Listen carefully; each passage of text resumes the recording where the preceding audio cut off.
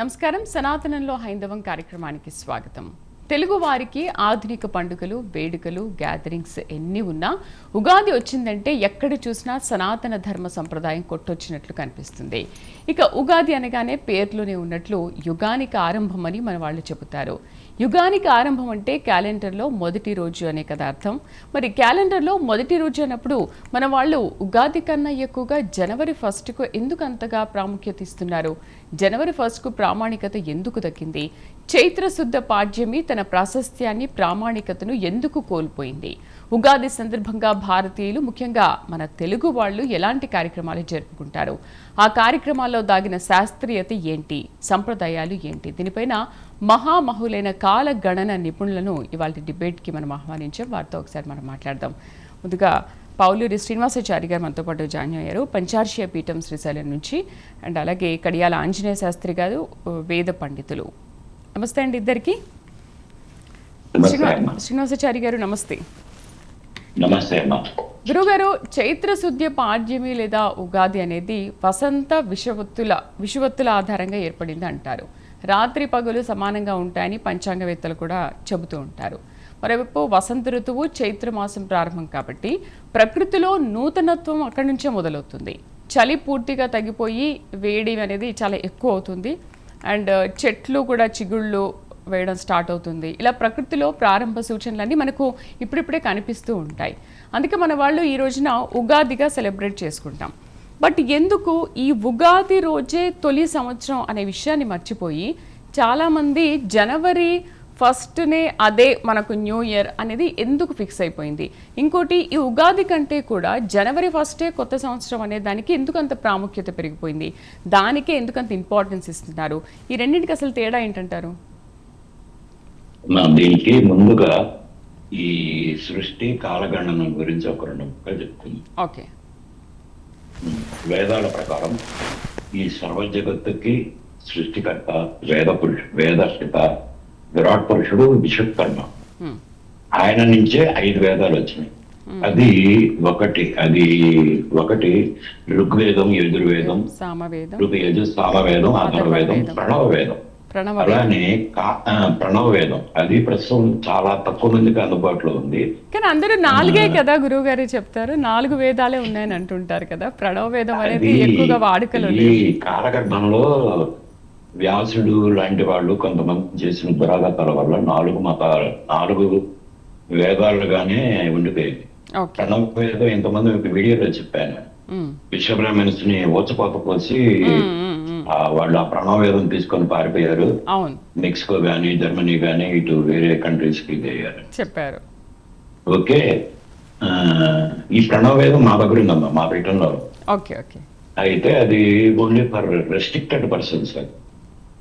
Down పోయే వాళ్ళకి వీళ్ళకి అది చెప్పమని జరిగేతం కాదు కూడా. అది లేకపోతే విరాట్ పురుషుడు 5 వేదాలని ముంచి 5 వేదాలు రావటమే కాక ఈయన కాలగణనం కోసం 5 యుగాలు చేశాడు.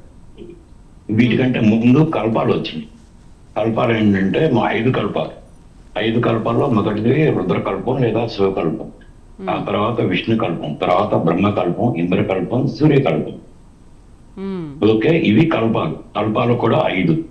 మళ్ళా ఈ కల్పాలని మళ్ళా యుగాలుగా ఇచ్చేశారు కదా. ఈ యుగాలని మనోమయ పురుషుడు, శిల్పి, విశేఖన బ్రహ్మ వాడు ఇచ్చేసిన తర్వాత మళ్ళా వీటిని తిథి, వారం, నక్షత్రం, యోగం, కరణం అని. తిథికి మను బ్రహ్మ అధిపతి, వారంకి మై బ్రహ్మ అధిపతి, తిథి వారం, నక్షత్రానికి పృష్ఠ బ్రహ్మ ఆయన అధిపతి, తర్వాత యోగానికి ఇంద్రుడు అధిపతి, తర్వాత కరణంకి విశగ్న బ్రహ్మ ఆయనే సూర్యుడు అధిపతి. ఈ 5 కల్పాలు యుగాలు ఇవి తిథి వర్ణ ఇది వచ్చిన తర్వాత ఈ 5 నుంచి వీటన్నిటికీ మూలంగా విశ్వకర్మ సిద్ధాంతం అని ఒకటి ఉంది. ఆ వారి దగ్గర నుంచే ఈ విశ్వకర్మ సంతానమైన మనుమయ పురుష శిల్పి విశగ్న బ్రహ్మలు వారి సిద్ధాంతాలు వాటిని ఎలాబరేట్ చేసుకుంటూ వచ్చారు. వాటిలో మనుబ్రహ్మ సిద్ధాంతం. ఇప్పుడు మీకు సహజంగా అందరికి బాగా ఎక్కువ తెలిసింది మై బ్రహ్మ వాస్తు, కానీ వాస్తవంగా 5 ఉన్నాయి. ఈ మనుబ్రహ్మ వాస్తు, మనుబ్రహ్మ అంటే శివుడు, విశ్వకర్మ నుంచి మనుబ్రహ్మ నేర్చుకున్నాడు అంటే శివుడు, ఆ శివుడి దగ్గర నుంచి రావణ బ్రహ్మ నేర్చుకున్నాడు. ఆ రావణ బ్రహ్మ చెప్పిన జాతకమే ఇప్పుడు ప్రస్తుతం లాల్ కితాబుగా చలామణిలో ఉంది. మీకు ఐడియా ఉంటే లాల్ కితాబ్ రెమెడీస్ అని కూడా దొరుకుతాయి. మీకు ఐడియా ఉందమ్మా? ఒక్కసారి మరొకసారి గుర్తు చేయండి. జ్యోతిషం, వాస్తు ఇవన్నీ ఉంటున్నాయి. ఇకపోతే ఈ జ్యోతిషం అనేది వీటికి ఇంటర్లింక్డ్ గా వాస్తు, ఆయుర్వేదం కూడా కలిసి ఉంటుంది. ఇది ఒకటి. ఇకపోతే ఇక మనకి చైత్ర మాసం అనేది మొట్టమొదట చిత్తా నక్షత్రంతో మొదలయ్యేది. ఇప్పుడు పరాశర వాస్తు అని, జైమిని వాస్తు అని ఎన్నో వాస్తు జ్యోతిషాలు కానీ వాస్తు విభాగాలు ఎన్ని ఉన్నా కానీ సూర్య సిద్ధాంతమే మనకి అందుబాటులో ఉంది కాబట్టి మయబ్రహ్మే సూర్య సిద్ధాంతం ఇచ్చేసారని చెప్పిన ఒక ప్రతీతిగా ఇది ఉంది. వాస్తవానికి 5 ఉన్నాయి. వీటన్నిటికీ మూలం విశ్వకర్మ సంహిత, వాటి నుంచి వచ్చిందే ఈ కాలగణన. ఇవన్నీ కూడా ఈ సిద్ధాంతాల్లో మూలమైంది విశ్వకర్మ సిద్ధాంతం. ఓకే, ఇంకా 2 ముక్కలు చెప్పాలంటే ఇప్పుడు పరాశరం ఇవన్నీ కూడా ప్రస్తుతం అశ్విని భరణి కృత్తిక రోహిణి ఇలా బిగిన్ అయినా కానీ ఒకానొక టైంలో, ఇప్పుడు ఇవన్నీ కాకముందు ఒకానొక టైంలో చిత్తా నక్షత్రంతోనే మొదలయ్యేది. అశ్విని భరణి కృత్తిక రోహిణి ఎట్లా అంటున్నామో చిత్తా నక్షత్రమే మొదటి నక్షత్రంగా ఉండేది. ఆ సిద్ధాంతం ఉంది, అది నాకు తెలుసు. ఆ సిద్ధాంతం కాక రాను అది పోయిందంటారా? అంటే మొదట్లో చిత్తా నక్షత్రంతోనే ప్రారంభమవుతుంది అనేది ఇప్పుడు లేదంటారా? రాను పోయిందమ్మా. దాన్ని మరుగున పడేశారు. వాస్తవంగా దాంతో లెక్క పడిస్తే కంటే చాలా దారుణంగా చెప్పచ్చు. అసలు ఫలానా వ్యక్తి వాడు పుట్టిన టైము, డేటు, వాడు ఏ ప్లేస్ లో పుట్టాడు కనుక ఉంటే నీకు ఫలానా టైంలో యాక్సిడెంట్ అవుతుంది, అలా నాయర్దాయం కూడా చెప్పేసేయచ్చు. అది నాదైనా ఎవరిదైనా ఒకటే, దానికి వెనక ముందంటూ తేడా లేదు. గురువు గారు, అంటే ఇలా చెప్తారు అని భయపడే అదేమైనా మరుగున పడిపోయింది అనుకోవచ్చు కదా? ఇప్పుడు ఏం జరుగుతుంది? నేను మీకు జాతకం చెప్పాను అనుకోండి, సపోజ్ మీకు పలానా రోజున జ్వరం వస్తుంది అని చెప్పాము అనుకోండి, అది నేను చెప్పింది జరిగిందని చెప్పి నేను సంకర గుర్తుకోవటానికి కాదు ఈ జ్యోతిష శాస్త్రం అనేది. ఆ టైంకి మీరు సపోజ్ ఒక రిమోట్ ఏరియాలో ఉంటున్నారు, ఆ టైంకి అనివార్యము అనుకుంటే తప్పించుకునే యోగం ఉంటే తప్పించుకోవచ్చు, దానికి రెమెడీ ఉంటుంది. లేదనుకోండి అప్పుడు మీకు ఏం చెబుతాము, నాయన డోలో 650 ఒకటి, ఎలక్ట్రాలు, గ్లూకోజ్ ఇవన్నీ దగ్గర పెట్టుకోండి, నా దగ్గర ఎవడన్నా ఆర్ఎంపీ ఉంటే అని చూసుకొని డాక్టర్. వీటి కోసమే రెమెడీస్ ఇవి. రెమెడీస్ కోసమే ఇది. మనం చెప్పినవి జరిగినాయి ఏం చెప్పనంటే, చెప్పినవి జరిగితే మాకు బాగా పలానా ఒక వ్యక్తికి పలానా టైంలో నీకు గండంటా అని చెప్తాం. మాకెంత మనసు క్షోభిస్తుంటుంది, ఏమవుతుంది, ఎలా ఉంటుంది. ముందు జాగ్రత్త కోసం చెప్తూ ఉంటారు గురువు గారు. అండ్ మనం ఇంకోటి జాతకం చూపించుకున్నప్పుడు కూడా మీకు ఈ ఏజ్ లో ఈ గండాలు ఉంటాయి, కొంచెం జాగ్రత్తగా ఉండండి అని కూడా కొంచెం ఒక ముందు జాగ్రత్తగా చెప్తూ ఉంటారు కదా. కానీ అంత లోతుగా చెప్పకపోయినా ఇలా ఉంది అని మాత్రం చెప్తూ ఉంటారు, మనం జాగ్రత్త పడతాం. నేను సూటిగా చెప్పేసేస్తాను. అది అవతరోడు జడ్జా, పోలీస్ ఆఫీసరా, లేకపోతే ఒక మినిస్టర్ అనేది చూసుకున్నాను. నా ఉద్దేశం ఏంటంటే, ఒక వ్యక్తికి ఫలానా టైంలో గండ ఉంది, అది సీలింగ్, అంతకంటే వాడు దాటి బతకడు అని చెప్పాను ఖచ్చితంగా నాకు తెలిస్తే నేను చెప్పేసి సభ నువ్వు నీ ఇన్సూరెన్స్లు నీ అప్పగింతలు ఇది ఇప్పుడు ఛార్జీ వాళ్ళకి భార్యకో బిడ్డలకో ఇది అవి నేను చూసాను. అవి నేను చాలా ఖండితంగా చెప్పేసేస్తా ఓపెన్ గా, నీకు పలానా టైం కంటే నీకు అనివార్యమైన గండం ఏదో ఉంది, లేదా సీలింగ్. ఇక ఆ సీలింగ్ నేను భోషణ తిరస్కారాలన్నీ పడ్డా నేను అలా చెప్పి కూడా. నా ఉద్దేశం ఏంటంటే, ఆ టైంకి కొంతమంది డబ్బులు ఎక్కడో దాస్తారు భార్యకి తెలియకుండా, లేదా ఇంకెవరితో పలానా షేర్లు ఉంటాయి, అది భార్యకి తెలియదు, బిడ్డలకి తెలియదు, వీడు ఎక్కడో పెడతాడు, వీడికి ఏదో అవుతుంది, ఆ తర్వాత ఆ భార్య బిడ్డలు రోడ్డు మీద పడకూడదని నా ఉద్దేశం. రెండోది, అనివార్యమే అయితే సోషల్ గా, ఎకనామికల్ గా, మెంటల్ గా ప్రిపేర్ చేయడమే నా ఉద్దేశం. అంతేగాని వాళ్ళని భయభ్రాంతులు చేయడం అనేది నా ఉద్దేశం కాదు. ఓకే, ఇప్పుడు ఈ చిత్తా నక్షత్రంతోనే బిగిన్ అయ్యేది అనుకున్నాను కదా. ఇప్పుడు చైత్ర పౌర్ణమి, చిత్తా నక్షత్రానికి అధిపతి విరాట్ పురుషుడు విశ్వకర్మ. ఆయన పేరు మీదుగానే ఆ, చైత్ర మాసం వచ్చింది. ఓకే. ఇప్పుడు పౌర్ణమి ఇది చేసాము. అప్పుడు పౌర్ణమితో మనకి ఇక్కడ కొంత మనకి సౌత్ ఇండియా కానీ ఇటు కానీ పౌర్ణమితో ఇది కొంతమంది పౌర్ణమితో వాళ్ళకి మాసం అంతం అవుతుంది, మనకు అమావాస్యతో అంతం అవుతుంది. అవునవును. ఓకే. ఇక్కడ ఇక్కడ ఇంకొకటి ఉంది. ఇక్కడ బ్రహ్మగారి కాలజ్ఞానం గురించి, వీరబ్రహ్మేంద్ర స్వామి కాలజ్ఞానంలో ఒక చిన్న మాట ఉంది. బాబర పంచాంగాలు తలకిందులు అయ్యాయి. ఇక్కడ కొంతమంది చెప్పిన తలకిందులు అవటం చూశాను.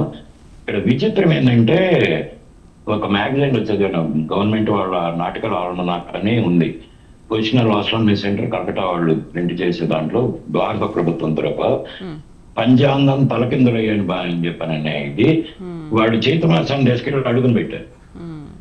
తలగా ఉన్న చైత్ర మాసం అడుగుకెళ్ళి కింద అయ్యింది. కాలజ్ఞానం అలా జరిగింది.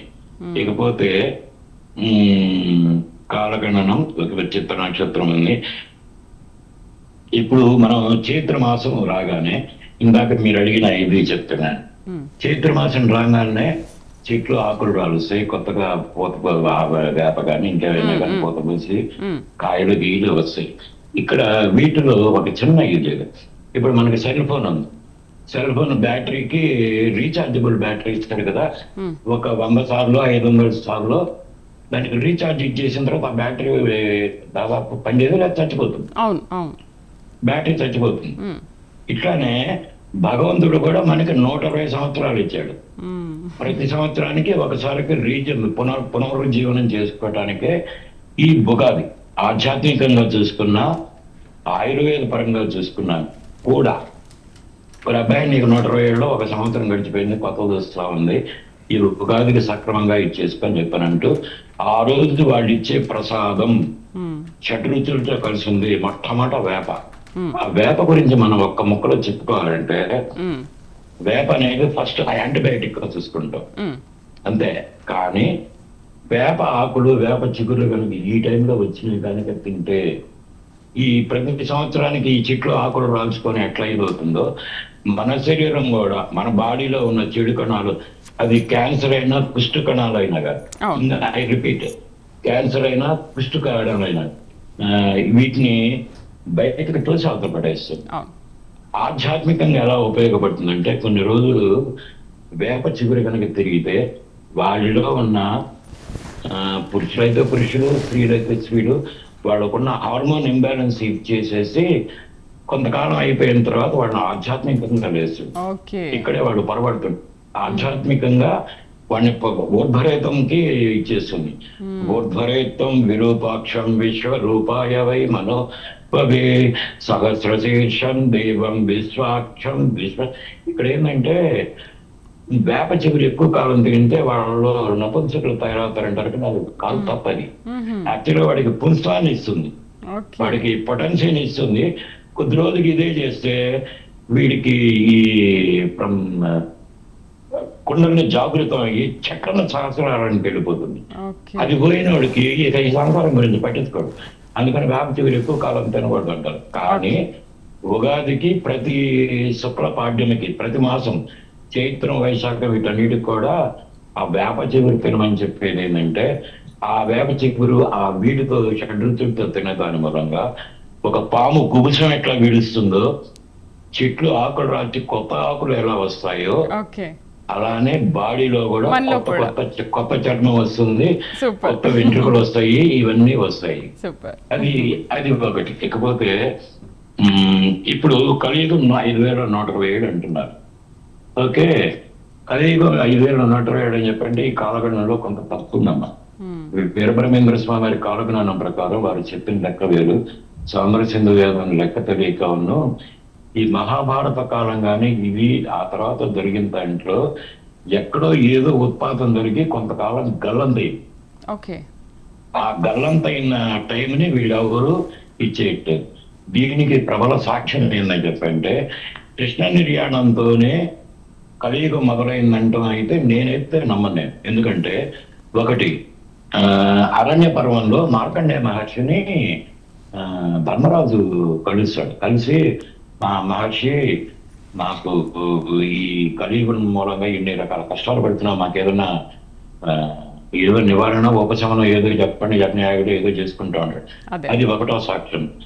రెండవది, మహాభారత యుద్ధం అయిపోయి సుయోధన సార్వభౌముడు సత్యరహితులు స్నేహితులు బంధువులు అని చెప్పని అదొక రకమైన విరక్తి చెంది అందరూ చచ్చిపోయారు, నేను ఒక్కడిని ఎవరి కోసం యుద్ధం చేయాలి ఇదని చెప్పనని ఒక చెరువులో కూర్చొని ఆ అడుగుకి వెళ్ళి జలస్తమన విద్య, ఆ మహాభారతంలో జలస్తమన విద్య తెలిసిన వాళ్ళు వేళ్ల మీద ఉన్నారు. కృష్ణుడికి తెలియదు, భీముడికి అంతకంటే తెలియదు, పాండవులకు ఎవరికి తెలియదు. ఆయన్ని ఇచ్చారు.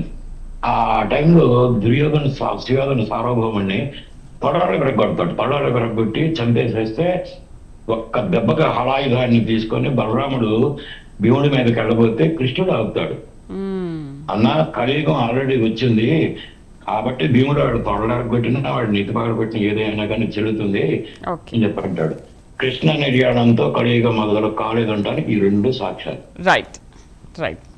అదే టైంలో ఒక్కనే రాజతరంగనే ఒక గ్రంథం ఉంది, దాంట్లో కలహనుడు ఇచ్చేసింది కలియుగం 563 సంవత్సరాలు గతించే టైంకే పాండవులు ఉన్నారు. ఇన్ని సాక్ష్యాలు 3 వస్తున్నాయి. అక్కడి నుంచి ఇక్కడికి తేడా వస్తుంది. ఇకపోతే ఒక్క నిమిషం తాడు, ఈ వీళ్ళు చెప్పే కలియుగం వీళ్ళ లెక్కలు మాత్రం తప్పమా, దాని గురించి ఎవరు ఏమనుకున్నా కానీ నాకు అనవసరం. వీరబ్రహ్మేంద్ర స్వామి వారి లెక్క దీని ప్రకారం వాస్తవంగా జ్యోతిషం విశ్వకర్మ వాస్తు కానీ విశ్వకర్మ సంహిత విశ్వకర్మ జ్యోతిషం ప్రకారం కలియుగాంతం, అసలు కలియుగాంతం అనే కలియుగం అనేది కూడా అది తప్పేది. అసలు దాని అసలు పేరు అస్కంద యుగం. యుగాలు 5: కృతయుగం, త్రేతాయుగం, ద్వాపర యుగం, కలియుగం చెప్పబడుతున్నది అస్కంద యుగం, దాని అసలు పేరు. ఆ తర్వాత 5వ యుగం అభిభూరి యుగం, దాన్ని కలియుగ అవసాన యుగం అని ఇంకో పేరు పిలుస్తారు. ఈ చరిత్రను వక్కరించిన కొంతమంది వీళ్ళు ఇష్టమైనట్టు చెబుతున్నారు. కలియుగం వాస్తవంగా ఈ యుగం, కలియుగం అస్కంద యుగం అంతం కాబోయేది మీకు ఇంతమంది చెప్పాను. ఫిబ్రవరి 3వ తారీఖు ఫిబ్రవరి 2058కి సమస్త భూమండలం విరాట్ పురుషుడి ఆశీస్సులతో, పరమశివుడు ఆశీస్సులతో వీరభద్రరాయల వారు స్వాధీనం చేసుకోబోతున్నారు. ఇకపోతే ఇక December 1 అంటారా, అది మీరు ఆడపిల్లల మీతో నేను అనలేను. నేను అది వాస్తవంగా అది యేసుక్రీస్తుకి, అసలు యేసుక్రీస్తు ఉన్నాడో లేడో తెలియదు వాస్తవం చెప్పాలంటే. లేడని ఎనవి బ్రహ్మం గారు అని ఒక ఆయన సుప్రీంకోర్టుకి వెళ్ళి మరీ గెలిచాడు ఆయన పుస్తకాన్ని నిషేధిస్తే. సరే ఉన్నాడని చెప్పి అనుకుంటే ఆస్ట్రానామికల్ డేటింగ్ ప్రకారం క్రీస్తు అనేవాడు పుట్టాడు అనుకుంటే క్రీస్తు శకం 3వ సంవత్సరంలో పుట్టాడు.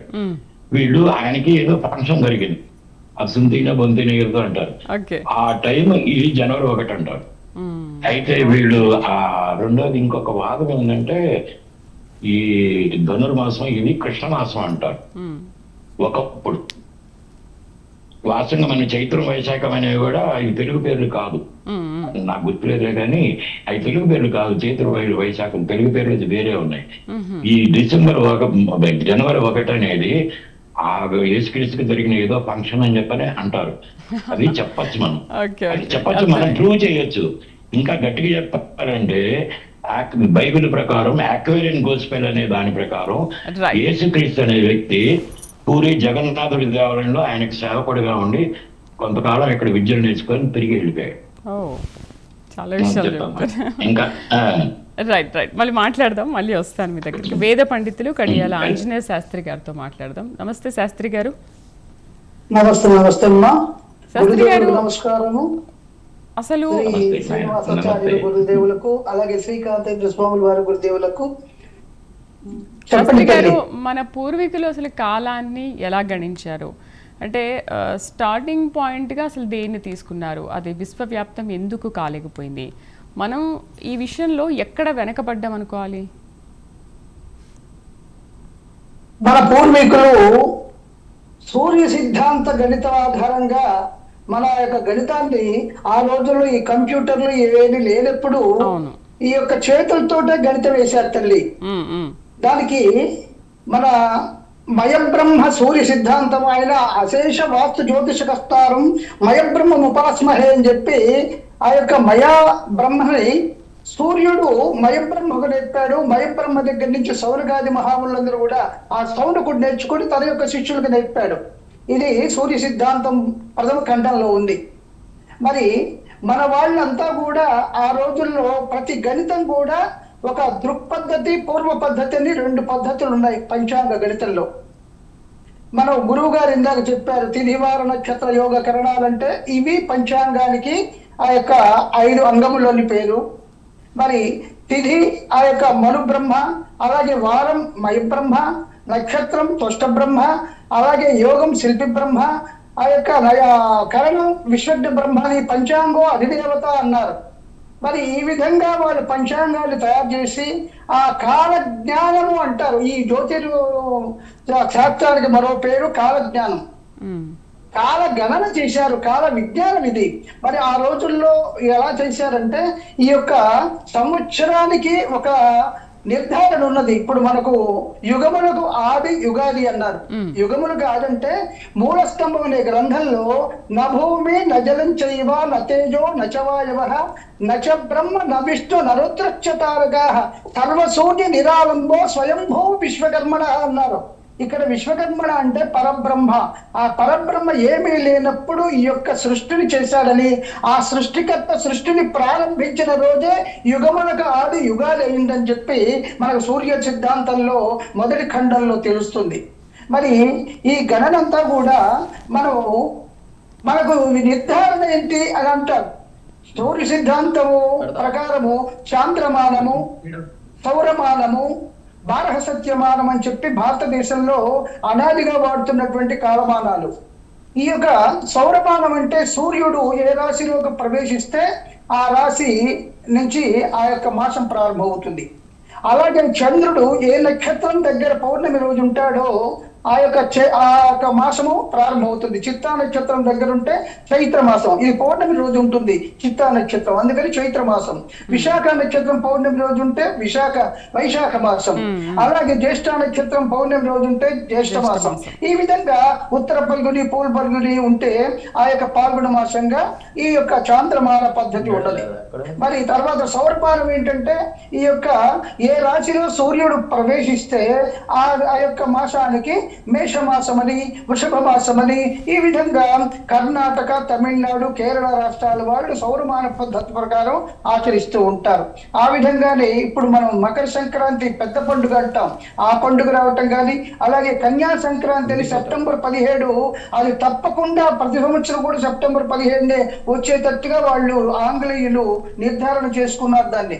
ఆ విధంగా ఈ యొక్క ప్రతిదానికి కూడా నిర్ధారణ ఉంటుంది. మనము ఈ యొక్క చాంద్రమాన పద్ధతిని చూసుకుంటే యుగములకు ఆది యుగాది రోజున మన సూర్యుడు ఇందాక మీరు అన్నట్టుగా సరైన స్థితిలోకి వస్తాడంటే 90 డిగ్రీల కోణంలో ఉదయము, అలాగే 270 డిగ్రీల కోణంలో అస్తమయము. ఈ యొక్క సూర్యాస్తమయాలు భూమధ్య రేఖకు సమానంగా వస్తాయన్నమాట. ఇంత నిర్ధారణ ఉన్నది మనకు. అలాగే ఒక రోజు ప్రారంభమయ్యేది సూర్యోదయం నుంచి సూర్యాస్తమయం వరకు పగలైతే, సూర్యాస్తమయం నుంచి సూర్యోదయం వరకు మరలా మరుసటి రోజు సూర్యోదయం వరకు ఈ యొక్క రాత్రి, ఈ పగలు రాత్రి కలిస్తే ఒక రోజు అని నిర్ధారణ అవుతుంది. మరి మాసం విషయానికి వస్తే ఈ యొక్క చైత్ర మాసము ఆ యొక్క చంద్రుడు కనపడకుండా ఉన్న అమావాస్య మరుసటి రోజు పాడ్యమి వస్తుంది. ఆ పాడ్యమి రోజు చంద్ర భగవానుడు కొద్ది కొద్దిగా పెరుగుతూ పౌర్ణమి రోజు పూర్ణంగా ఉండి, పౌర్ణమి రోజు కృష్ణపక్షంలో మరలా తగ్గుతూ అమావాస్యానికి క్షీరచంద్రుడు అయిపోతాడు. ఇది 15 రోజులు ఒక నెలగా మన మాసంగా మన వాళ్ళు నిర్ధారణ చేశారు.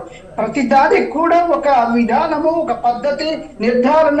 దానికి మనం ఇంగ్లీష్ లో ఎవిడెన్స్ అంటారు. సాక్ష్యం చూపించడానికి మన కాలమానాల్లో ఇంత విశిష్టత ఉన్నది తల్లి. ఇదే విధంగా సంవత్సరానికి చెప్పుకున్నాం, ఈ యొక్క నెలకు చెప్పుకున్నాం. మరి వారానికి కూడా మనము హోరా చక్రాన్ని పట్టి వారం తయారవుతుంది. ఏ హోర అయితే ఉందో సూర్యోదయంలో ఆ రోజు ఆ వారం, రవిహోర ఉంటే ఆదివారం అని, చంద్రహోర ఉంటే సోమవారం అని, అలాగే కుజుహోర ఉంటే కుజవారం అని, ఈ విధంగా శనిహోర ఉంటే శనివారం. ఈ విధంగా 7 గ్రహాలకు 7 వారాలు ఏర్పాటు చేశారు. మనకు 9 గ్రహాలు ఉన్నాయి కదా, మరి 7 వారాలే ఉంటాం. కారణం ఏంటి? రాహుకేతు అనుమానం కావచ్చు. ఈ అనుమానానికి రాహుకాలము గుళిక కాలం అని చెప్పి గంటన్నర ప్రతిరోజు ఉంటుంది. అంటే ఈ రాహుకేతువులు ఛాయాగ్రహాలు కాబట్టి ప్రతిరోజు రాహుకాలం అని 1 గంటన్నర, అలాగే గుళిక కాలం అని 1 గంటన్నర కేటాయించి వీటికి 3 గంటలు కేటాయించారు. అవి 7 3 21, ఈ యొక్క 3 కలిపి మొత్తం 24 గంటలు రోజు, ఒక 24 గంటల రోజు వస్తుంది. మరి గడియల్లోకి వచ్చేటప్పటికి 60 గడియలు వస్తాయి. ఈ రోజుల్లోకి వచ్చేటప్పుడు ఈ గంటల్లోకి వచ్చేటప్పటికి 24 గంటల సమయం వస్తుంది. ఇంత నిర్ధారణ ఉన్నది మనకు. మరొక విషయం ఏంటంటే అమావాస్య రోజు ఆ యొక్క సముద్రానికి ఆటని, అలాగే పౌర్ణమి రోజు పోటు అని వస్తుంది. ఇది చాలా విశేషమైనట్టుది. చాలా బాగా చెప్పారు శాస్త్రి గారు. రైట్, మనతో పాటు నందికొండ గాయత్రి పీఠం శ్రీకాంతేంద్ర స్వామి గారు కూడా జాయిన్ అయ్యారు. నమస్తే స్వామి గారు. స్వామి గారు, ఉగాది రోజు తెలుగువారు చేసే పంచాంగ శ్రవణంలో ఈ తిథి నక్షత్రం వంటి అంశాలు ఎంత ఖచ్చితత్వంతో రిపీట్ అవుతూనే ఉంటాయి. మరి జనవరి 1 హోరోస్కోప్ లో కూడా ఇలాంటి ఖచ్చితత్వం ఏమైనా కనిపిస్తుందా? దీనికి సౌరమానంలో ఉండే సౌలభ్యం ఏంటి, అలాగే చాంద్రమానంతో పొసగని అంశాలు ఏంటి, దాంట్లో ఏముంటాయి అంటారు అసలు? అచింత్య వ్యక్తరూపాయ నిర్గుణాయ గుణాత్మనే సమస్త జగదాధార మూర్తయే బ్రహ్మణే నమః. ఈరోజు కాలగణనం మనం స్మరణ చేస్తున్నాం కాబట్టి చక్కగా సూర్య సిద్ధాంతంలోని మొదటి శ్లోకంతో ప్రారంభిస్తున్నాము. విశ్వబ్రహ్మ సమారంభాం కాళహస్తేంద్ర మధ్యమాం అస్మదాచార్య పర్యంతాం వందే గురు పరంపరాం. మంచి ప్రశ్న అడిగారు. ఈ రోజున మన కాలగణన అనేటటువంటి విషయం మీద సమాజం, సనాతన హైందవ ధర్మంలో చాలా చర్చోపచర్చలు అనేటువంటివి జరుగుతూ ఉన్నాయి. వాటిల్లో ముఖ్యంగా మనకు సమస్య అంతా ఈ జనవరి, ఫిబ్రవరి, మార్చి, ఏప్రిల్ ఏదైతుందో గ్రిగేరియన్ క్యాలెండర్. ఈ క్యాలెండర్ వచ్చేసి 1582 ఆ ప్రాంతం నుంచి, అంటే దాదాపు 400 చిల్లర 500 సంవత్సరాల నుంచి ఏదో రోమన్ క్యాథలిక్ వాళ్ళు, పోపు వాళ్ళు కనిపెట్టినటువంటి క్యాలెండర్ ప్రకారము ఈ రోజున ఆ కాలంలో వేరే ఇతర దేశాలన్నీ కూడా లేని, అంటే జ్ఞానం లేనటువంటి, కాలగణన జ్ఞానం లేనటువంటి వాళ్ళంతా దాన్ని ఉదాహరణగా తీసుకొని వాళ్ళు దాన్ని అనుసరిస్తూ వాళ్ళకు సంబంధించిన, అంటే ఈస్టర్ పండుగ ఏదైతే ఉన్నదో, ఆ ఈస్టర్ క్రిస్టియన్ పరంగా వచ్చే ఈస్టర్ పండుగ ఏదైతే ఉందో దానికి సమానంగా వచ్చే విధంగా వాళ్ళు గణన చేసుకున్నటువంటి క్యాలెండర్ను ఈరోజు ఇతర దేశాలన్నీ కూడా అనుసరిస్తూ వస్తూ ఉన్నాయి. కానీ మన సనాతన హైందవ ధర్మంలో ఉండేటటువంటి కాలగణన పంచాంగం ఏదైతే ఉందో అది చాలా శాస్త్రీయమైనది, చాలా సూక్ష్మమైనటువంటిది, చాలా ప్రామాణికమైనటువంటిది. దీన్ని మన సనాతన హైందవ భారతదేశం కొన్ని వందల వేల సంవత్సరాల నుంచి ఇప్పటి వరకు ఆచరిస్తూ వస్తూ ఉంది. ఎందుకు అంటే దాంట్లో చాలా ప్రామాణికత ఉన్నది. అంటే ప్రకృత్యాత్మకమైనటువంటి సిద్ధాంతం ఏదైతే ఉన్నదో అది మన సనాతన హైందవ ధర్మ పంచాంగం. వీళ్ళన్నీ కూడా జనవరి అనేవాడు చేస్తే జనవరి అని పేరు పెట్టడం, ఫిబ్రవరి అనేవాడు చనిపోతే ఫిబ్రవరి అని పేరు పెట్టడం, అట్లా కొన్ని రకరకాలైనటువంటి వాళ్ళు చనిపోతేనో లేదా వాళ్ళకి ఏదో సమయానుసారంగా జరిగినటువంటి వ్యవహారాల పేర్లు ఈ రోజున వారు ఆ గ్రిగేరియన్ క్యాలెండర్ లో చేర్చుకొని వాళ్ళంతా కూడా ఈ కాలము అనేటటువంటి కాలగణన లేనటువంటి దేశాలు ఏవైతే ఉన్నాయో అవన్నీ కూడా ఆచరణ చేసుకుంటూ వచ్చారు. అట్లాగే భారతదేశాన్ని పరిపాలించినటువంటి, అంటే ఒక 200 సంవత్సరాలు బ్రిటిషర్స్ పరిపాలించారు పాశ్చాత్యులు మనల్ని. ఆ 200 సంవత్సరాలు మనకు వాళ్ళ యొక్క క్యాలెండర్ నంతా మన మీద రుద్దిపోయారు. వాళ్ళ దైనందిన సంబంధించినటువంటి దినచర్య ఏదైతే ఉన్నదో అదంతా కూడా కాలగణన మన మీద రుద్ది వెళ్ళారు వాళ్ళు పోతూ. మన వాళ్ళు కూడా దానికి అలవాటు పడిపోయారు. ఇక్కడ మన సనాతన హైందవ ధర్మంలో మీరు ఇంతకు ముందు ప్రశ్న వేసినారు, సూర్య సంబంధ చాంద్రమానం, అంటే సౌరమానం చాంద్రమానము అని చెప్పేసి. సౌరమానం మనకు కొన్ని పండుగలు వస్తుంటాయి. అంటే సూర్యుడు 30 డిగ్రీలు, అంటే ఒక రాశి మనం ఆకాశంలో చూసుకున్నట్టయితే 30 డిగ్రీలు ఒక్కొక్క రాశి కేటాయించబడింది 360 డిగ్రీలకి. అందులో 30 డిగ్రీలు 12 రాశులకి 30 డిగ్రీలు ఉంటాయి. ఒక్కొక్క రాశి సూర్యుడు ఒక్కొక్క నెల మారుతూ ఉంటాడు. దాన్ని ఆ ఒక నెల నుంచి ఒక నెల సూర్యుడు దాంట్లో సంచరించి ఇంకొక రాశిలోకి సంచరించేటటువంటి ఏదైతే ఉన్నదో దాన్ని సంక్రమణము అంటాం. అంటే వెళ్ళటాన్ని సంక్రమణము అంటాం. అట్లా 12 సంక్రమణాలు జరుగుతూ ఉంటాయి. ఒక సంవత్సరంలో 12 సంక్రమణాలు జరుగుతుంటాయి. వాటిని లెక్క పెట్టడమే మనము సూర్యమానము లేదా సౌరమానము. అయితే స్వామి గారు, హిందూ పండుగలు మరి చాంద్రమానం ప్రకారమే ఎందుకు జరుపుకుంటాం మనము?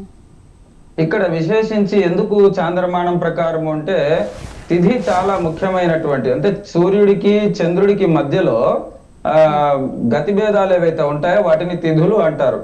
ఆ తిథి చంద్రమా మనసో జాతః, చంద్రుడు మనస్కారకుడు. ఇంకొక విశేష సూర్య సిద్ధాంతంలో జన్మ ఉత్సవాలు గాని తర్వాత గతించిన ఉత్సవాలు, అంటే ఎవరైనా చనిపోయినా దివంగతులైనా అవన్నీ కూడా తిథి ప్రకారమే చేసుకోమని చెప్పేసి శాస్త్రం ఉన్నది. కాబట్టి ఆ తిథి అనేటటువంటిది చంద్రుడి ప్రకారం ఏర్పడుతుంది. కాబట్టి మనము తిథులను, అంటే ఇప్పుడు శ్రీరామ నవమి ఉన్నది, ఆ శ్రీరామ నవమి రాముల వారి కళ్యాణం కావచ్చు, జన్మదినోత్సవం కావచ్చు, ఇలా అన్ని కూడా మనం దాని ప్రకారం నడుపుకుంటాం. తర్వాత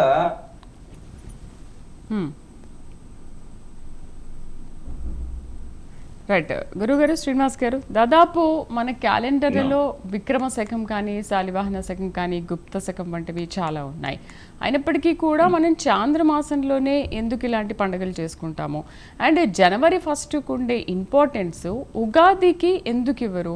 జనవరి 1నే చాలామంది సినీ గ్లామర్ కూడా అదే రోజు సెలబ్రేషన్స్ చేసుకుంటారు, లేకపోతే రిలీజ్లు చేసుకుంటారు, ఇదే ముఖ్యమైన రోజు అని కూడా అంటూ ఉంటారు కదా. మరి ఏంటి దీనికి ఉన్న ప్రాముఖ్యత, దానికి ఎందుకు లేదు?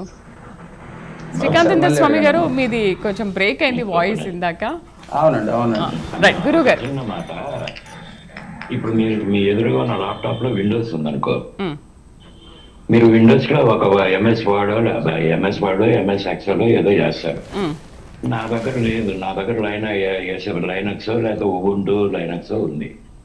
దాదాపు నీకు చేతనైతే సౌరమానం ప్రకారం చెప్పు, లేదంటే చంద్రమానం ప్రకారం చెప్పు. అయితే ఇక్కడ కొన్ని భేదాలు ఎట్లా వస్తాయంటే, వీళ్ళకి కొంతమంది సెంటిమెంట్, మనకు పౌర్ణమి అంటే మహా ఇది అనుకుంటాం. మనకు భారతదేశపు దక్షిణపు ప్రాంతంలో దాదాపు ఎక్కువ మంది ఈ అమావాస్యని ఇదిగా చూస్తారు. మన గ్రహణం పట్టింపు, కానీ వాళ్ళు గ్రహణం రోజున ఏ పనులైనా చేస్తారు. ఎలా వస్తుందంటే సౌరమానం ప్రకారం ఒకరండి, చంద్రమానంలో ఈ ముహూర్తాలు పెట్టే వాళ్ళు లేరని నేను అన్న, కానీ ఇందాక చెప్పాను కదా విశ్వకర్మ సిద్ధాంతం అని. ఆ సిద్ధాంతం తెలిస్తే ఏ ఇదైనా కానీ వాడు ముహూర్తం పెట్టగలడు. ఈ కెన్ టేక్ అతను పంచభూతాన్ని తన కంట్రోల్లోకి తీసుకోగలడు, అలా తీసుకోగల వాడు ఉన్నారు. ఇకపోతే ఇప్పుడు వాస్తు కానీ జ్యోతిషం కానీ వీటిలోకి వస్తే నదీ నగములు అని అంటారు. నదుల దగ్గర బ్రతికే వాళ్ళకు ఒక వాస్తు ఉంటే, నగముల దగ్గరికి వెళ్ళే వాళ్ళకు ఒక వాస్తు ఉంటుంది. మళ్ళా వీళ్ళలో ఫలానా వర్ణం వాళ్ళకి ఒక వాస్తు, ఈ 4 వర్ణం చాతుర్వర్ణాలకి ఒక్కొక్కడికి ఒక్కొక్క రకమైన వాస్తు ఉంటుంది. ఎందుకు ఇలా పెట్టారంటే వాళ్ళు ఉండే కండిషన్స్, వాళ్ళు ఉండే నైసర్గిక భౌగోళిక వీటిని బట్టి ఉంటుంది. ఇకపోతే చంద్రమానాన్ని ఎందుకు చేసుకున్నారని చెప్పారంటే, ఇప్పుడు సపోజ్ కొంతమంది సపోజ్ విష్ణువుని పూజ చేశారనుకోండి, వాడు భోగలాల స్థితికి ఎక్కువ వేస్తున్నట్టు సహజంగా అనుకుంటారు. అలా కాకుండా సౌరమానం ప్రకారం ఇది చేస్తే వాడు ఆత్మకి ఎక్కువ ప్రాధాన్యత ఇస్తున్నట్టు లెక్క. సింపుల్ గా 2-3 ముక్కలు చెప్పారంటే, చంద్రమానం మనం పాటిస్తాం. అదే దక్షిణ ప్రాంతాల్లో వాళ్ళు సౌరమానం పాటించే వాళ్ళు చాలా మంది ఉన్నారు. బృహస్పత్యమానం గురుగ్రహం ఉన్న రాశి, దీన్ని బట్టి జాతకం చెప్పేవాళ్ళు ఉన్నారు. మీకు చేతనైతే విండోస్ అయినా ఒకటే, లైనక్స్ అయినా ఉబుంటు అయినా ఒకటే, యూనిక్స్ అయినా ఒకటే, మీకు చేత కావాలి. రెండోది ఇందాక మీకు చెప్పాను నేను లోలకితాబని రావణ బ్రహ్మ, అది మరుగున పడిందో లేదో నాకు తెలియదు, కొంతపాటుగా అవైలబుల్ ఉంది, నా దగ్గర పూర్తి గ్రంథం ఉంది రావణ బ్రహ్మ. అయితే ఏంటంటే అది ఎర్రటంలో దొరికింది కాబట్టి ఆధార ఎవరో తెలియక, రచయిత ఎవరో తెలియక వాళ్ళు లోలకితాబ్ అంటున్నారు. వాస్తవంగా రావణ బ్రహ్మ రాజధానుల్లో ఒకటి ప్రషా, ఇప్పటి ఇరాన్. ఇప్పుడు మనం ఆంధ్రాకి కనుక అమరావతి రాజధాని, శాసన రాజధాని, లేకపోతే ఆర్థిక రాజధాని వైజాగ్ అని ఎట్లా అంటున్నామో, న్యాయ రాజధాని కర్నూలు అని ఎట్లా అంటున్నామో, రావణ బ్రహ్మకి ఆయన ఒక మానవుల మీద ఒక పోలేదు కానీ అన్ని జయించాడు. ఈ జయించిన వాటిని అక్కడ పరిపాలనా సౌలభ్యం కోసం state bank regional office, zonal office, లేకపోతే లోకల్ హెడ్ క్వార్టర్స్ ఎట్లానో ఆయన కూడా అట్లా పెట్టుకున్నాడు. ఆ దొరికింది ఆ రావణ బ్రహ్మ రాసింది అది నాలుగు కాబట్టి. గురుగారు, నాకు ఒక చిన్న సందేహం. చెప్పండి. నాకు సందేహం ఏంటంటే, ఒకవేళ 2050లో గనక భారత్ ఉగాదిని అధికారిక న్యూ ఇయర్ గా ప్రకటిస్తే గనక జనవరి 1 విషయంలో ఏమవుతుంది? ప్రజల్లో ఎలాంటి రియాక్షన్ కనిపిస్తుంది? ఎందుకంటే ప్రజలు కొంతమంది న్యూ ఇయర్ ని సెలబ్రేట్ చేసుకుంటారు, లేదా అది న్యూ ఇయర్ అది కాదు, ఉగాదే మన న్యూ ఇయర్, ఉగాది నుంచి మన కొత్త సంవత్సరం మనం సెలబ్రేట్ చేసుకుంటాం. లేదు అధికారికంగా ఒకవేళ 2050లో జనవరి 1నే ఉగాది అని అంటే ఏమవుతుంది?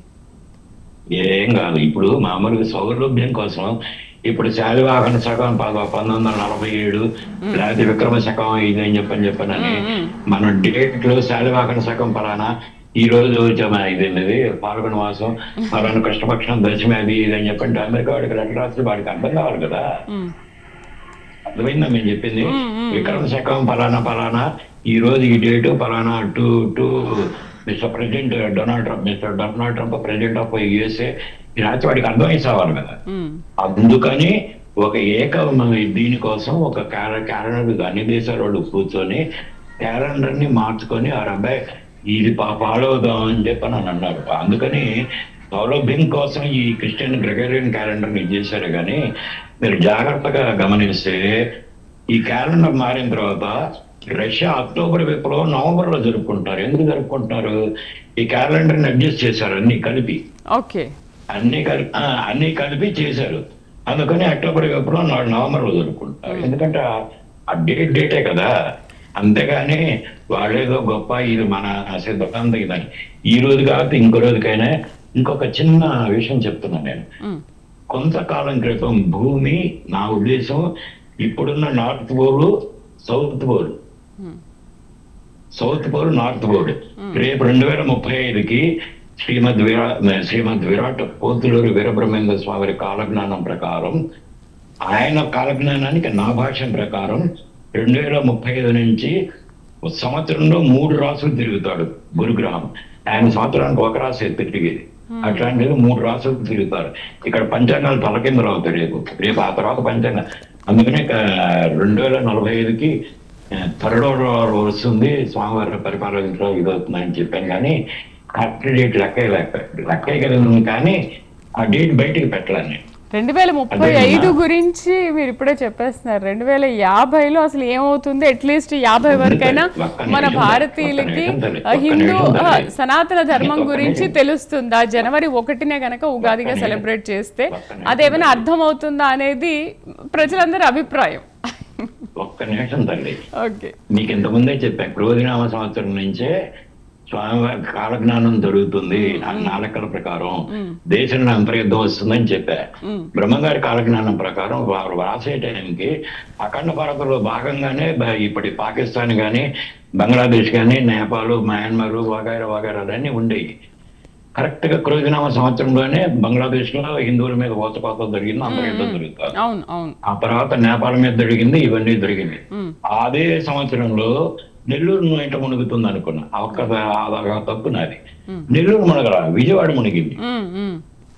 ఓకే, అదే టైంలో ఢిల్లీ మీద అణుబాంబు పడాల్సింది స్వామివారి దడపతి అడ్డుకున్నాడు, లేదంటే ఇండియన్ ఆర్మీ నాకు తెలిసి స్వామివారి దడపతే అడ్డుకున్నాడు దాని మీద పడాల్సింది. ఇకపోతే 2035 15 మార్చి 2035కి విరాట్ పురుషుడు ఆశీస్సులతో వీరభోగచంద్రాయులు వారు తన విశ్వరూపం చూపిస్తారని ఇంతకుముందు చెప్పారు. 30 మార్చి 2035కి ఆయన స్వయంగా మహామత సంగ్రామంలో పాల్గొంటాడు. 2041కి ఈ రోజున ఈ ఎడార మతాలలో ఒక దాని మీద ఆయన దళపతి దాడి చేస్తాడు. దాన్ని స్వాధీనం చేసుకొని ఇది శివాలయం అని చెప్పని ప్రూవ్ చేస్తాడు. అప్పుడు ఆకాశం పెరనవును 6 మతనంబులు ఏకమవునని చెప్పనని వీరబ్రహ్మేంద్ర స్వామి వారి కాలజ్ఞానంలో ఉంది. ఓకే, ఇక్కడ శైవం, వైష్ణవం, శాక్తేయం, కౌమారం, గాణపత్యం, సౌరం ఈ 6 మతాలు ఒకటి కావడమే కాదు, ఇది శైవుల వైష్ణవ తగులాట గురించి కూడా ఎంతమంది చెప్పారు. ఇదే కాక బౌద్ధ, జైనాలు, ముస్లిం, క్రిస్టియానిటీ అన్ని కూడా సనాతన హైందవ ధర్మం గొడుగు కిందకే వస్తాయి. ఓకే, అప్పుడు చచ్చినట్టు వాళ్ళు కూడా ఒకదే పాటిస్తారు కదా. స్వామి లేదు లేదు 2058 CE అని చెప్పిన కామన్ ఎరా అనరు, స్వామివారి దారిలోకి వస్తారా, దానికి పెద్ద ఇదేం లేదు. మా అయితే 20 ఏళ్ళు 2045కి థర్డ్ వరల్డ్ ఎంటర్ అవుతుంది, ఎండ్ అవుతుంది ఆ టైంకి. అయిపోయిన తర్వాత 2058 స్వామివారి పరిపాలనలో ఉంటే ఆయన ప్రకారం చేస్తారా, లేదు లేదు నేను గ్రెగరియన్ క్యాలెండర్ పాటిస్తానంటారా. కాబట్టి 2055 గురించి మీరు మర్చిపోండి. మొదటగా మన ఉగాది రోజునే అన్ని ఛానల్స్ కూడా, ఈ ప్రపంచవ్యాప్తంగా ఉన్న ఛానల్స్ కూడా అబ్బాయి ఈ రోజు ఉగాది జరుపుకోండి, వేపాకు తెచ్చుకోండి, లేదని చెప్పారంటే దొరికితే చెట్టు తీసుకుంటారు, లేదంటే అమెజాన్, బొమజాన్ ఇవి ఉన్నాయిగా. అప్పుడు హిందూజాన్ వస్తుంది, అప్పటికి అమెజాన్ కాబట్టి అప్పటికి హిందూజాన్ వస్తుంది. హిందూజాన్ వస్తుంది, లేకపోతే ఫ్లిప్కార్ట్ బదులు హిందూ కార్ట్ వస్తుంది. చేసి యాప్ ఇవన్నీ చేసి తెచ్చుకొని పండుగ జరుపుకుంటారు. కాబట్టి 2050కి ఉగాది మనం మామూలుగానే చెప్పుకుంటాం. ఈ గద్వాయ హిందువులు ఇవన్నీ మీరు నమ్మమాకండి, భయపడమాకండి. వాళ్ళేం పెద్ద వీరులేం కాదు. ఇంకా గట్టిగా చెప్పాలంటే ఒక్క మాట, హరిసింగ్ నల్వాని ఒక ప్రపంచ ప్రఖ్యాతిగాంచిన సైన్యాధిపతి రాణా ప్రతాప్ సింగ్ సేనాపతి ఆయన దెబ్బకు దడుచుకొని ముస్లింలు ఆడవాళ్ళ దుస్తులు వీళ్ళు వేసుకొని తిరిగేవాడు. అదే నేటి ఈ పటానీ షేర్వాణి సూట్ ఏదో అంటారు, నాకు తెలియదు, పైనుంచి కింద దాకా ఉంటుంది. వాళ్ళు ఆయన దెబ్బకు దడుచుకొని ఎక్కడ చంపేస్తాడో కనిపిస్తాయని చెప్పని అనుకొని వాళ్ళు ఈ డ్రెస్సులు మార్చుకొని ఆడవాళ్ళ డ్రెస్సులు వేసుకున్నారు. అదేదో పటానీ సూట్ ఏదో అంటారు, నాకు తెలియదు. అట్లానే అందరూ 2045కి మ్యాక్సిమం 2045కి అందరం ఉగాది ప్రపంచ సమస్త భూమండలం మెల్లమెల్లగా అందరూ పాడుకుంటారు. కాబట్టి నిశ్చింతగా మేము రైట్. శాస్త్రి గారు, దాదాపు ప్రతి పండుగ కూడా 2 రోజులు జరుపుకునే సాంప్రదాయం మన హిందువుల్లో ఉంది. ఇలా 2 రోజులు జరుపుకునే స్వేచ్ఛను ప్రజలకు అసలు ఎవరు కల్పించారు? ఈ 2 రోజులు జరుపుకోవడం ఏంటి? ఈ తిథులు, నక్షత్రాలు వీటి ప్రకారం ఇది ఈ రోజు వచ్చింది కాబట్టి లేదు పండుగ ఈ రోజే జరుపుకోవాలి, కొంతమంది నిన్న చేసుకుంటారు, కొంతమంది ఈ రోజు చేసుకుంటారు. ఇలా ఏదో ఒకటి ఫాలో అయ్యే విధానం లేకపోతే సనాతన ధర్మ విజ్ఞానానికి ప్రమాదం కలిగే అవకాశాలు ఉంటాయి కదా. అసలు మనం గత 2 సంవత్సరాల నుంచి అనుకుంటా ఇదే చూస్తున్నాం. ఒక పండుగని 2 రోజులు ఖచ్చితంగా అందరూ చేసుకుంటున్నారు, కొంతమంది నిన్న చేసుకుంటే కొంతమంది ఇవాళ చేసుకుంటున్నారు. ఎందుకు ఈ కన్ఫ్యూజన్ అసలు? మంచి ప్రశ్న తల్లి. ఇది మనకు 1947లో స్వతంత్రం వచ్చింది, కానీ ఇది అధికారిక పాలన మారింది, కానీ ఆధ్యాత్మిక పాలన మాత్రం అడగదొక్కబడింది. ఎందుకంటే మనం ఆధ్యాత్మికంగా ఎదగటానికి మత ప్రాతిపదికన ఇడిపోయినటువంటి ఈ దేశాన్ని మన యొక్క మతాన్ని ఎదగకుండా, మన యొక్క పాఠశాలలో మన విద్య నేర్పకుండా, మన విజ్ఞానం వాళ్ళకి తెలవకుండా చేస్తూ ఈ యొక్క మన ఆధ్యాత్మికను అణగదొక్కారు ఈ యొక్క పాలకులు.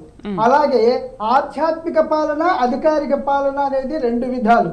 అధికారిక పాలన చేసేది ఈ యొక్క ముఖ్యమంత్రులు, ప్రధానమంత్రులు చేస్తే, ఆధ్యాత్మిక పాలన పీఠాలు చేయాలి. ఆనాడు జగద్గురు శంకరాచార్యులు వారు, ఆదిశంకరాచార్యులు వారు 5 పీఠాలు స్థాపించారు. 4 పీఠాలని 4 వైపులా ఉంచి 5వ పీఠం సర్వజ్ఞ పీఠంగా కంచి కామకోటి పీఠాన్ని ఏర్పాటు చేసి ఆధ్యాత్మిక పాలన సాగించారు. అది మనకు మొన్న స్వాతంత్రం వచ్చిందాకా జరిగింది. 700 సంవత్సరాలు ముస్లింలు పరిపాలించిన, 200 సంవత్సరాలు ఆంగ్లేయులు పరిపాలించిన మన ఆధ్యాత్మిక పాలన ఏనాడు కూడా కుంటుపడలేదు. కానీ స్వతంత్రం వచ్చిన దగ్గర నుంచి వీళ్ళకి స్వతంత్రం వచ్చిందని చెప్పి ఈ శైవ వైష్ణవ భేదాలతో ఇప్పుడు చూడండి, ఆ యొక్క సూర్యోదయానికి దగ్గర నుంచి మధ్యాహ్నం దాకా ఏ నక్షత్రం ఉంటే ఆ నక్షత్రాన్ని మనము ఈ శైవ సిద్ధాంతం ప్రకారం తీసుకుంటాం. వైష్ణవ సిద్ధాంతం ప్రకారం ఏంటి, మధ్యాహ్నం నుంచి ఉన్నది వాళ్ళు తీసుకుంటారు. ఇక వైష్ణవ పద్ధతి, శైవ పద్ధతిని 2 విభేదాలు, స్మార్త పద్ధతి, వైష్ణవ పద్ధతి. ఈనాడు మన జిఎన్ స్వామి గారు ఒక వివాదం లేవనెత్తారు. ఆ విధంగానే ఈ యొక్క ఎప్పుడో భేదాలు పెట్టుకుని శైవులు ఒక రకంగాను వైష్ణవులు ఒక రకంగాను ఆచరిస్తూ ఉన్నారు. అందువల్ల పండుగల్లో విభేదాలు వస్తూ ఉన్నాయి. ఈ పండుగల్లో విభేదాలు రాకుండా ఉండాలని ఆనాడు శంకరాచార్యులు చేస్తే దాన్ని పక్కన పెట్టేసి ఇవాళ దీన్ని నిర్ణయించడానికి నిర్ణయ సింధు ధర్మ సింధు అనే గ్రంథాలు ఉన్నాయి. ఎవరు కూడా బాధపడకుండా దాంట్లో చూసుకోవచ్చు. ఈ నిర్ణయం పండుగలు నిర్ణయం చేసేది, అలాగే ధర్మాల గురించి తెలియజేసే ధర్మసింధు అయితే ఈ పండుగలు ఇవాళ చేయాలా రేపు చేయాలా ఎప్పుడు చేయాలని చెప్పి నిర్ధారణ చేసేది నిర్ణయ సింధు. దీని ప్రకారం వాళ్ళు నడుచుకోవట్లా, వాళ్ళు నక్షత్రం ప్రకారం నడుచుకుంటున్నారు. స్మార్తులు ఏమన్నా ఈ యొక్క తిథుల ప్రకారం నడుచుకుంటున్నారు. మనం చిన్న మాట చెప్పుకోవాలి ఏంటంటే ఇవాళ క్రైస్తవులు వాటికన్ సిటీలో ఏదైతే వాళ్ళు చెప్తారో అదే పాటిస్తారు ప్రపంచం అంతా. అలాగే ఈ యొక్క ముస్లింలు షియాలు సున్నీలు ఉన్నారు, వాళ్ళు ఇరాన్ నుంచి ఏ సర్క్యులర్ వస్తే దాన్నే పాటిస్తారు. కానీ మనకు జగద్గురు ఆది శంకరాచార్యులు 4 పీఠాలు ఏర్పాటు చేసి ఆ 4 పీఠాలకి సర్వజ్ఞ పీఠం కామకోటి పీఠం పెట్టి ధర్మపాలన ఆనాడే దాదాపు 2500 సంవత్సరాల క్రితం ఏర్పాటు చేశాడు. ఆనాడు ఉజ్జయినిలో సుధర్ముడి రాజుని ఈ యొక్క ఈ పీఠాలన్నిటికి కూడా సహకారం అందించడానికి వాటికి సహాయపడటానికి ఆ రాజుకు అప్పచెప్పాడు. మరి ఈ పీఠాలకి తన శిష్యులను అందరినీ ఆ పీఠాలకి ఆ పీఠాధిపతులు చేసి ఈ యొక్క సర్వజ్ఞ పీఠమైన కామకోటి పీఠానికి ఆయనే అధిరోహించి అందరికీ నిర్దేశకత్వం చేశారు. మరి అటువంటి మనకు ధర్మపాలన ఆనాడు జరిగింది. స్వతంత్రం వచ్చిన తర్వాతనే ఈ గొడవలన్నీ ఎక్కువయ్యాయి. ఈ మధ్యన ఏంటంటే ఆ యొక్క మన మోడీజీ గారి వల్ల విశ్వవ్యాప్తమైంది మన ఈ యొక్క యోగా. అలాగే మన యొక్క పంచాంగం కూడా అందరు నిజమేదో తెలుసుకుంటున్నారు. ఇవాళ ప్రపంచం అంతా కూడా మన సాంప్రదాయాన్ని పాటిస్తూ ఉన్నారు.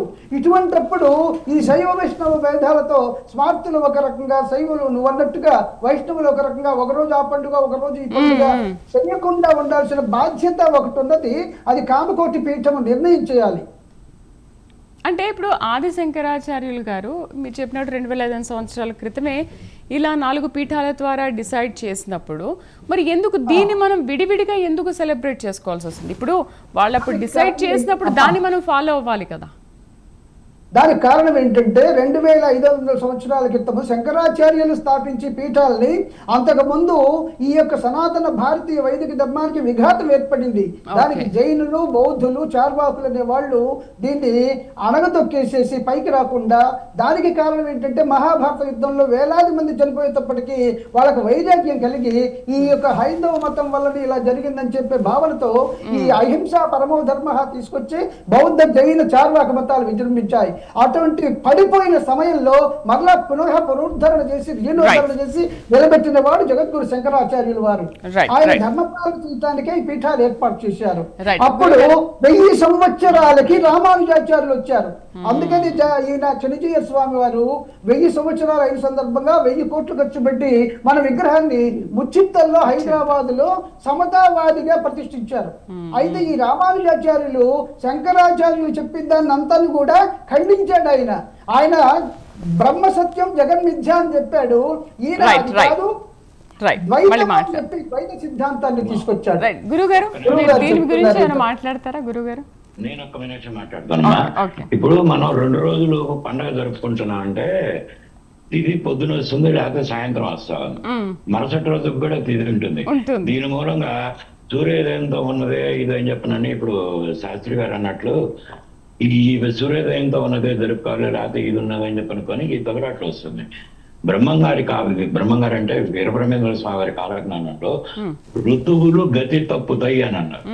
నేను ఇందాక మీకు చెప్పాను, ఆ ఋతువులు గతి తప్పే ఈ మహాభారత యుద్ధం తర్వాత జరిగిన పరిణామాల్లో, దుష్పరిణామాల్లో ఇదొకటి. ఈ రేపు రాబోయే కాలంలో స్వామివారు అన్నట్టు వాస్తవంగా కూడా మనం కరెక్ట్ టైంలో చేసుకుంటున్నామా చతుర్మాసం ఇవన్నీ కూడా నాకు డౌట్. దానికి కొద్దిగా క్యాల్కులేషన్స్ డబ్బులు చెప్పాలని చాలా టైం పడుతుంది. అయితే సింపుల్ గా చెప్పాలంటే 2030 తర్వాత గురుగ్రహం రాశి ఒక సంవత్సరానికి 3 రాశులు మారుతున్నట్టే ఈ భూభ్రమణంలో తేడా వస్తుంది. ఈ తేడా వచ్చి వీరభోగసంతరాయల వారు 3 ఫిబ్రవరి 2058 నాటికి పొద్దున సూర్యోదయం నుంచి మరుసటి రోజు సూర్యోదయం లోపల పగలు 12 గంటలు, రాత్రి 12 గంటలు ఉంటుంది. ఇక పగలు అట్లా ఉండవు. 2 రోజులు చేయాలి, 5 రోజులు ఇది చేయాలి. శ్రీరామ నవమి అని చెప్పారంటే ఈ రోజు లేదు ఆరంభకి అయితే ఆ రోజు ఆరంభకే నవమి బిగిన్ అవుతుంది. అదేనమ్మా. సో ఈ గోడ ఇంకో 20 ఏళ్లలో పోతుంది ఈ గురు భ్రమణంలో మార్పు వచ్చి. స్వామీజీ ఎవ్రీథింగ్. అవును, చూద్దాం. మీరు కూడా ఎగ్జాక్ట్ గా మీరు చెప్పినవన్నీ కూడా మనం గత డిబేట్ల నుంచి స్టార్ట్ చేసినప్పుడు చూస్తుంటే అవన్నీ కరెక్ట్ గా జరుగుతూ వస్తున్నాయి. బట్ నెక్స్ట్ కూడా ఎలా ఉంటుందో చూద్దాం. స్వామీజీ, ఉగాదిని మాత్రం మనం ఎందుకు సాదాసీదాగా చేసుకుంటాం? జనవరి 1ని మాత్రం చాలా గ్రాండ్గా సెలబ్రేట్ చేసుకుంటాం. అయితే ఉగాది మన సనాతన సాంప్రదాయంలోది. దీన్ని ఎందుకు మన వాళ్ళు మార్కెటింగ్ చేసుకోవడంలో విఫలమవుతున్నారు? ఎందుకు ముందుకు వెళ్ళలేకపోతున్నారు? ఆ విదేశీ కాలమానాన్నో లేకపోతే ఆ విదేశీల విధానాన్ని మనం ఎందుకు ఫాలో అవుతున్నాము? ముఖ్యంగా మన భారతదేశాన్ని ఎక్కువ రోజులు 200 సంవత్సరాలు వీళ్ళు భారతీయ రాజ్యాంగాన్ని అంతా మార్చి వాళ్ళంతా పరిపాలించారు బ్రిటిషర్స్. అందుకోసమే మన పూర్వకాలం నుంచి అంటే సనాతన హైందవ ధర్మ సిద్ధాంతం ఏదైతే ఉన్నదో దాన్ని అణగదొక్కి పెట్టేశారు. అంటే వాళ్ళ యొక్క మత ధర్మం ఏంటి అంటే క్రీస్తు మతాన్ని వాళ్ళంతా అనుసరిస్తూ ఉన్నారు. దాన్నే జనాల మీదంతా కూడా రుద్దుకుంటూ వచ్చారు. రావటంతో మన వాళ్ళు పొరుగింటి పుల్లకూర చాలా రుచి అన్నట్టు దాన్ని అనుసరిస్తూ వస్తూ ఉన్నారు. ఇంకొకటి ఏంటంటే మనకు కలియుగాబ్దం ఉన్నది, ఇంకా విక్రమశకం చాలా ఉన్నాయి మన సనాతన హైందవ ధర్మంలో. చాలా ఉన్నప్పటికీ శంకరాచార్యాబ్దం కానీ కలియుగాబ్దం కానీ విక్రమ శాలివాహన ఇట్లా చాలా ఉన్నప్పటికీ ఇవన్నీ వదిలిపెట్టి అంటే ఒక నెల వాళ్ళ దాంట్లో చూడండి, మనకేమో తిథులు వారాలు కరెక్ట్ గా ప్రకృత్యాత్మకంగా వస్తూ ఉంటాయి. వాళ్ళ దాంట్లో ఒక నెల ఎక్కువ, ఒక నెల 30 రోజులు, ఒక నెల 28, ఒకసారి లీప్ సంవత్సరం అని ఒక రోజు ఎక్కువ, తర్వాత ఒక నెల 30, ఒక నెల 31. ఈ విధంగా వాళ్ళ దాంట్లో వాళ్ళకు ఈస్టర్న్ పండుగ ఏదైతే ఉందో ఆ పండుగ కోసం వాళ్ళని జరుపుకొని పెట్టుకోవటం, ఇవన్నీ అదే మన వాళ్ళు అనుసరించటం, వాళ్ళంతా రుద్దిపోయినటువంటి క్యాలెండర్ ఇప్పటికీ కూడా మన వాళ్ళు అనుసరిస్తూ ఉన్నారు. కాబట్టి ఈ పాశ్చాత్య సంస్కృతి వాళ్ళు భారతదేశాన్ని వదిలిపెట్టిపోయారు కానీ ఆ సంస్కృతి ఇక్కడంతా బీజాలు నాటిపోయారు. అవన్నీ ఇంకా మన వాళ్ళు అనుసరిస్తూ ఉన్నారు. అనుసరించకుండా నిర్మూలించలేమా వీటిని? మనం నిర్మూలించవచ్చు అండి, తప్పకుండా. దాన్ని మనము ఖచ్చితంగా సనాతన హైందవ ధర్మాన్ని మనము ప్రచారం చేయాల్సినటువంటి అవసరం ఉన్నది. సమాజంలో దాని యొక్క ప్రాధాన్యత తెలియజేయాల్సినటువంటి అవసరం ఉన్నది. మాలాంటి ధర్మాచారులు, తర్వాత పురోహితులు, తర్వాత సిద్ధాంతులు వీళ్ళందరూ కూడా ప్రయత్నం చేస్తూనే ఉన్నారు. కానీ ఇక్కడ భారతదేశంలో ముఖ్యంగా గొప్ప స్థితి అని చెప్పబడేటటువంటి ఈ సాఫ్ట్వేర్ వ్యవస్థ ఏదైతే ఉన్నదో దాన్ని ఆచరించే వాళ్ళు, దాంట్లో ఉద్యోగాలు చేసే వాళ్ళంతా కూడా ఇదే క్యాలెండర్ ను అవతలి దేశాల వాళ్ళు అనుసరిస్తూ ఉండటం చేత వాళ్ళు కూడా ఈ క్యాలెండర్ నే వాడుతూ దాన్నే సెలబ్రేషన్ చేసుకుంటూ జనవరి 1 అంటే అదేదో పోయేది కొత్తది వచ్చేది అన్నట్టుగా వీళ్ళంతా అనుసరిస్తూ ఉన్నారు. అదంతా సత్యమైన విషయం కాదు. కాబట్టి మన సనాతన హైందవ ధర్మంలో ప్రకృతి ఋతు మార్పుల వల్ల ఏర్పడ్డ కాలం ఏదైతే ఉన్నదో అది సత్యము. దాన్నే మనం అనుసరించాలి. దాని ప్రకారమే మనము సమాజంలో పండుగలు అవన్నీ కూడా చేసుకుంటున్నాం. కాబట్టి దీన్నే మనం ప్రచారం చేయాల్సినటువంటి అవసరం ఉన్నది. ఇంతకుముందు మీరు ప్రశ్న అడిగినారు, మన తిథులు చాంద్రమానం ప్రకారం వీటి ప్రకారం ఎందుకు వస్తాయి అని చెప్పేసి. సౌరమానం ప్రకారము కొన్ని పండుగలు చేసుకుంటూ ఉంటాం, చాంద్రమానం ప్రకారం చేసుకుంటాం. సూర్య సిద్ధాంతంలో మనకి స్పష్టంగా తిథి గాని అంటే మనం జన్మదినోత్సవం గాని అంతిమ దినోత్సవం అంటే గతించిన దినోత్సవాలు ఇవన్నీ కూడా తిథి ప్రకారమే చేసుకోవాలని ఉన్నది. కాబట్టి యుగాల క్రితం నుంచి కూడా మన వాళ్ళు ఆ తిథిని అంటే డిస్టర్బెన్స్ ఉంది. గురుగారు మీతో కంక్లూడ్ చేద్దాం. ఏమంటారు క్యాలెండర్? ఇప్పుడు వీళ్ళు మన జనవరి 1 ఇవన్నీ దీని వెనుకున్న బ్రిటిష్ వాళ్ళు లేదా క్రైస్తవ మతం కుట్రేందంటే ఆదివారం పూట హెయిర్ కటింగ్ చేయించుకోరు ఒకటి, నెత్తికి నూనె పెట్టుకోరు ఒకటి, మూడోది నూనె వస్తువు తినరు ఆ రోజు, రెండోది భార్యతో సంసారం కూడా చేయరు. ఇవన్నీ చేయకుండా చాలా నిష్ఠగా ఉండి వాళ్ళ ఆత్మని మెయిన్ అసలు జీవానికి మనిషి బతికున్న మీద ప్రాణం జీవం ఆత్మే కదా మెయిన్. ఆ ఆత్మని విద్య ఉండగానే వీళ్ళు ఇంత వీరులు సూర్యులు అయ్యారు, విజ్ఞాన కనులయ్యారు అని చెప్పనని దాన్ని నాశనం చేయడం కోసం ఆదివారం సెలవు పెట్టించారు. అది ఎవరో మన వాళ్ళు ఆదివారం సెలవు పెట్టించారంటారు కానీ అది తప్ప, అది వాళ్ళ కుట్ర అది. రెండోది, వీళ్ళు ఈ యుగాది పేరుతో ఈ ఆయుర్వేదం మందు, ఈ ఆయుర్వేదం మందు అంటే ఎవడు తీసుకోడు. రాబోయే ఇది దేవుడి ప్రసాదం అని చెప్పానని ఆ వేప షడ్రుచులు ఇందాక చెప్పాను కదా, వేప కళ్ళుతో శ్వేతకుష్ఠం అని దానికి దాదాపు దానికి నివారణ లేదనే దానికి కూడా ఇచ్చేస్తాం. ఈ వేప ఇవన్నీ ఇచ్చేసి ఒక పాము కుబుసం ఇచ్చేసినట్టు వీడిలో కొత్త, ఇప్పుడు ప్రతి 120 సంవత్సరాలు ప్రతి సంవత్సరానికి ఉగాదికి వీడు చేసుకుంటే పరిపూర్ణమైన ఆరోగ్యంతో, ఆత్మస్థైర్యంతో, ఆత్మ బలంతో ఉంటాడని చెప్పనని, దీన్ని ఎట్నైనా జడగొట్టాలని చెప్పనని డిసెంబర్ 1 పట్టుకొచ్చి మన మీద బలవంతంగా రుద్దారు. మనోళ్ళేమో ఆదివారం సెలవు వచ్చింది కాబట్టి అది మటన్ చికెన్ ఇంకేయో తింటారు మొత్తానికి. కాసేపు అదేదో బొక్కలు వేసుకుంటారు, ఆ రమ్మ విస్కీ బీరు ఈ తండ్రి తాగుతారు, రోడ్ల మీద పడి మన ఆత్మస్థైర్యాన్ని ఆత్మని నాశనం చేస్తున్నారు. ఈ ఉగాది దీని మూలంగా వీళ్ళు మళ్ళా పునరుజ్జీవనం అవుతారు, తిరిగి ఇదిగా తయారవుతారని చెప్పి దాన్ని నాశనం చేయడం కోసం అవి పెట్టారు. ఉగాది రోజు దయచేసి అందరూ శాస్త్రబద్ధంగా వేప పువ్వుతో ఇవి చేయండి. శరీరంలో ఉన్న చెడు కణాలు ఇంక్లూడింగ్ కరోనా, ఏదైనా మహాశ్వేత కష్టం లాంటి కణాలే, క్యాన్సర్ కణాలే పోతాయి, ఆరోగ్యంగా ఉంటారు. అది ప్రతి నెల శుక్లపాడ్యానికి చేస్తే ఈ పాము కుబుసం విడిచినట్టు కొత్త చర్మము, కొత్త ఇది, ఆ బాడీ ప్యూరిఫై అవుతుంది, ఆత్మ కూడా ప్యూరిఫై అవుతుంది. 127 లక్షణంగా బతుకుతారు. అది రైట్. కాలం గణనం గురించి చాలా చక్కగా ఈ చర్చలో వివరించారు. ముగ్గురికి కూడా కడియాల ఆంజనేయ శాస్త్రి గారికి, అలాగే పావులేరు శ్రీనివాసాచారి గారికి, శ్రీకాంతేంద్ర స్వామి గారికి అండి. థ్యాంక్ యూ అండి, ధన్యవాదాలు. ఇది వాళ్ళ సనాతనంలో హైందవం కార్యక్రమం. వచ్చే వారం మళ్ళీ కలుద్దాం. నమస్తే.